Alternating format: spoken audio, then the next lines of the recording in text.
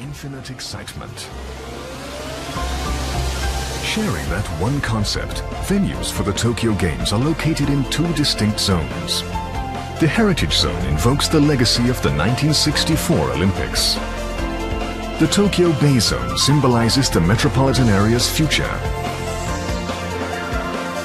At the intersection of the two zones, the Athletes' Village provides a comfortable environment for our athletic heroes. 10 minutes into the Heritage Zone is the new Olympic Stadium, hosting the opening and closing ceremonies and athletics and football.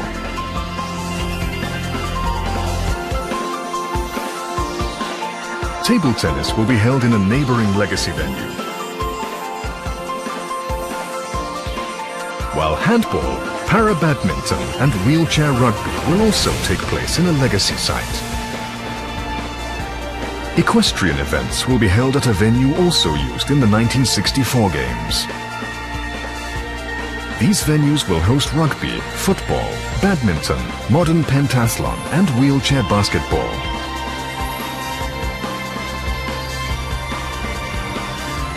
Other Heritage Zone venues will host boxing, judo, karaté. Accueille les Jeux Olympiques en 2020.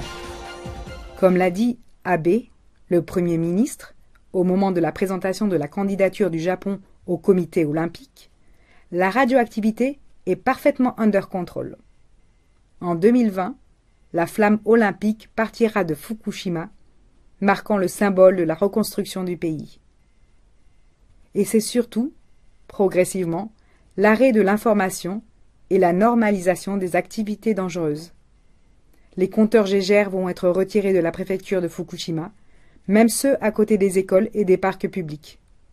Comme l'explique le professeur Koide de l'Institut de recherche à l'Université de Kyoto, le gouvernement et le département local encouragent les gens à oublier. Le gouvernement omet de rendre compte de la contamination réelle, des risques et de la situation exacte. La plupart des Japonais ne savent pas que Fukushima est toujours sous état d'urgence nucléaire. Et si l'on parle de la contamination ou de la peur, il sera reproché à tout citoyen d'entraver la reconstruction.